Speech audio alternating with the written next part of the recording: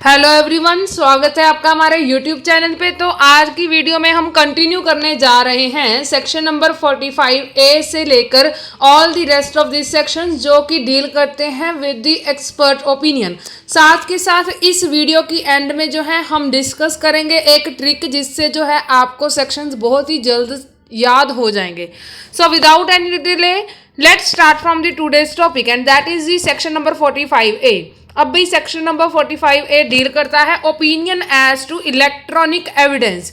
अब भाई वो बंदा जो एग्जामिन कर रहा होगा उस इलेक्ट्रॉनिक एविडेंस को under the any condition of the IT act, तो फिर उसे हम क्या कहेंगे? एक्सपर्ट कहेंगे। सेक्शन नंबर 46 बताता है facts which are inconsistent with the opinion. अब भाई जो फैक्ट्स ओपिनियन के साथ नहीं मिल रहे और सपोर्ट द ओपिनियन, जो फैक्ट्स जो है सपोर्ट कर रहे हैं उस एक्सपर्ट के ओपिनियन को। दो बातें हैं, एक तो मिलना नहीं, दूसरी बात सपोर्ट करना। तो वो सारे फैक्ट्स जो हैं रेलेवेंट हैं, चाहे वो मिले चाहे वो ना मिले।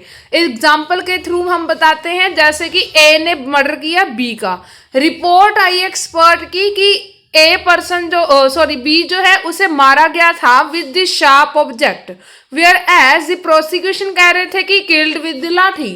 ठीक है, तो ये क्या है? रिपोर्ट क्या आ गई? इनकंसिस्टेंट वेरिएंस होगी यहाँ पर, तो फिर भी ये फैक्ट जो है रेलेवेंट है। सेकंड देखते हैं, फैक्ट दैट किल्ड बाय लाठी एंड प्रोसिक्यूशन केस, वो कह रहे हैं कि भाई देखो फैक्ट उन्होंने क्या था, एक्चुअली लाठी से किल्ड हुआ, मरा है वो व्यक्ति, और प्रोसिक्यूशन का केस भी यही कह रहा है, साथ के साथ रिपोर्ट भी यही कह रही है, तो फिर ये भी रेलिवेंट है। क्यों?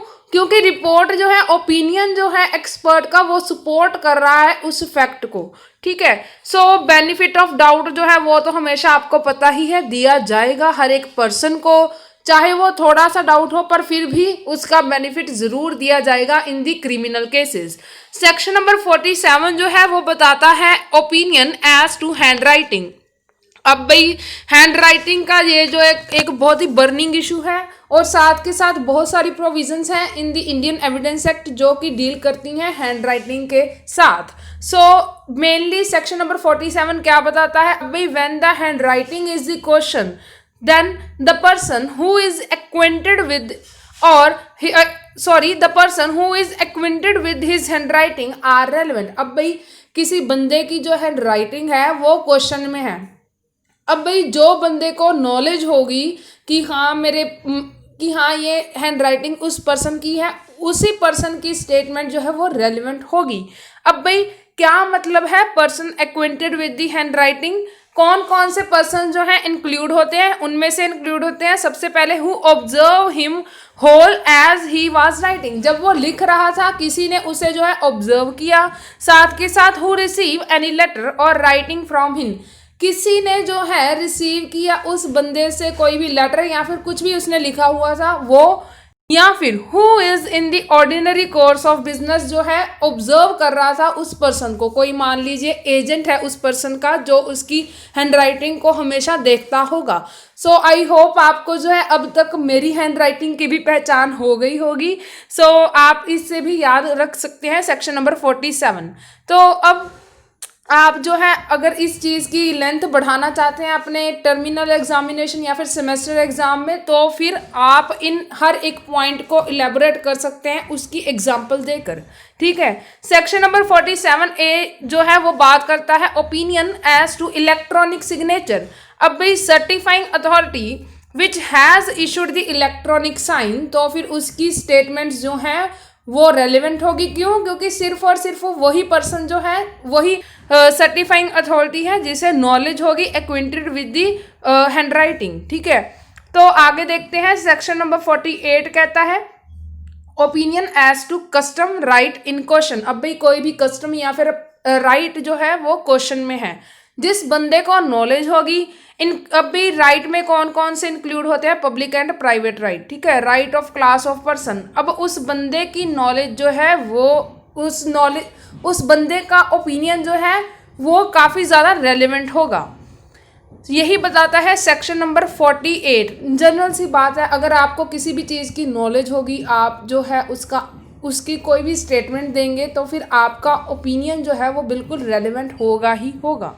सेम बात की गई है सेक्शन नंबर 49 पर। इसकी ग्राउंड्स जो है वो थोड़ी सी अलग है, जैसे कि यूजेज और टेनेंट इन द मैन और अ फैमिली, ठीक है। साथ के साथ कॉन्स्टिट्यूशन या फिर गवर्नेंस ऑफ द रिलीजियस या फिर चैरिटेबल ट्रस्ट की, साथ के साथ पर्टिकुलर वर्ड और फ्रेज इन पर्टिकुलर डिस्ट्रिक्ट। अब भाई एक वर्ड यूज़ होता है किसी भी डिस्ट्रिक्ट में जो कि बाकी डिस्ट्रिक्ट्स में नहीं यूज़ होता, तो फिर उसके लिए भी जो है कोर्ट ओपिनियन ले सकती है, या फिर इन तीनों ग्राउंड्स के लिए, ठीक है। Who have special knowledge by means who have special knowledge. अब भाई उस जिस बंदे को नॉलेज होगी उसी से ही तो है कोर्ट पूछेगी, ठीक है। तो उसकी स्टेटमेंट जो है वो रेलिवेंट होगी। टिक का मतलब है रेलिवेंट, ठीक है। तो सेक्शन नंबर 50 क्या है? Opinion as to the existence of the relationship. अब भाई कोई भी रिलेशनशिप है वो है भी, एग्जिस्ट कर भी रहा है कि नहीं, इसका अगर जो ओपिनियन लेना है, सेम वही बात जिस बंदे को नॉलेज होगी या फिर कोई भी कंडक्ट कर रहा है वो फैमिली मेम्बर कि हाँ उसे नॉलेज है, तो उसके ओपिनियंस जो हैं वो रेलिवेंट होंगे। अब इस सेक्शन की जो है एक्सेप्शंस भी हैं। ये सेक्शन जो है वो कहाँ पर नहीं लगता? 494 स्टार्ट फ्रॉम दिस 4 एंड भी कहाँ पर करना है आपने? 4 पे। 494, 495, 496 को छोड़ देना है, 497 and 498 of the Indian penal code. साथ के साथ डाइवोर्स एक्ट की जो प्रोविजंस हैं वो उन पे जो है ये सेक्शन नहीं लगेगा। एग्जाम्पल ए एंड बी हैं, both treat them as a husband and wife in general public as well as among their friends. तो फिर ये जो कंडक्ट है वो पर्सन्स कर रहे हैं, ये बिल्कुल रेलिवेंट है। सेक्शन नंबर 51 जो है वो बताता है ग्राउंड्स के बारे में, जिस ग्राउंड्स के बेस पे जो है एक्सपर्ट ने ओपिनियन जो है होल्ड किया है, ओपिनियन दिया है, जैसे कि एक्सपेरिमेंट्स हो गए या फिर उसने कुछ भी ऑब्जर्वेशन भी ली है regarding the opinion, formation of the opinion, तो वो भी रेलिवेंट है। सो it is all about the opinion of the expert. So I hope आपको जो है ये बिल्कुल अच्छे से क्लियर हो गया होगा। So let's move to the tricks section. तो आप देख सकते हैं यहाँ पर मैंने एक टेबल बनाया हुआ है। अगर आप अच्छे से जो है याद रखना चाहते हैं कौन से सेक्शन का कितना नंबर है, तो फिर आप ये टेबल भी यूज़ कर सकते हैं। जैसे कि सेक्शन नंबर 45 जो है वो बताता है फील्ड फॉर द एक्सपर्ट। कौन कौन सी फील्ड्स में जो है एक्सपर्ट अपॉइंट किए जा सकते हैं? Science, art, foreign law, hand writing या फिर फिंगरप्रिंट। अब भाई आर्ट में जो है, साइंस एंड आर्ट में जो है लॉ कमीशन की 185th रिपोर्ट की आप रेफरेंस ज़रूर देंगे, क्योंकि उसमें ही बताया गया है science and art include all the rest of the branches which are not covered under section 45 of the Indian evidence act. So section 45A digital जो है अमेंडमेंट हुई थी 2000 में, उसके साथ डील करता है।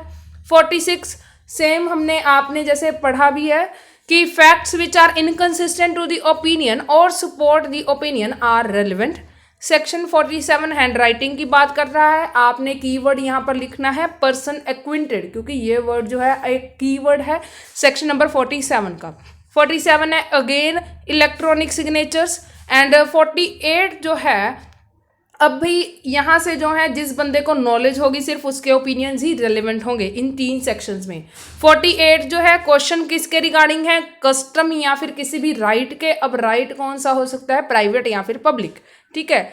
49 में जो है क्वेश्चन है रिगार्डिंग द यूसेज और टेनेंट, जैसे कि फैमिली में, एंड कॉन्स्टिट्यूशन या फिर गवर्नेंस ऑफ द रिलीजियस या फिर चैरिटेबल ट्रस्ट, या फिर वर्ड फॉर पर्टिकुलर रीजन जो यूज़ हो रहा है उसके लिए, ठीक है। सेक्शन नंबर 50 जो है रिलेशनशिप के बारे में जो है एग्जिस्टेंस उसके बारे में, उसी के क्वेश्चन के रिगार्डिंग है।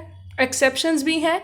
एंड साथ के साथ सेक्शन नंबर 51 थोड़ा सा अलग है, क्योंकि इसमें ये बताया गया है कि जिस ग्राउंड्स पे जो है ओपिनियन फॉर्म किया गया है बाय द एक्सपर्ट, वो ग्राउंड्स भी बिल्कुल रेलिवेंट हैं। So it is all about this section. So अगर आपको हमारी वीडियो ज़रा सी भी पसंद आई हो तो आप हमें तो आप like, comment, share and subscribe करें हमारे चैनल को। अगर आपको ये मेथड जो है ये भी पसंद आया हो तो आप हमें कमेंट बॉक्स में ज़रूर बताएं या फिर लाइक करें वीडियो को। Thank you, God bless you all.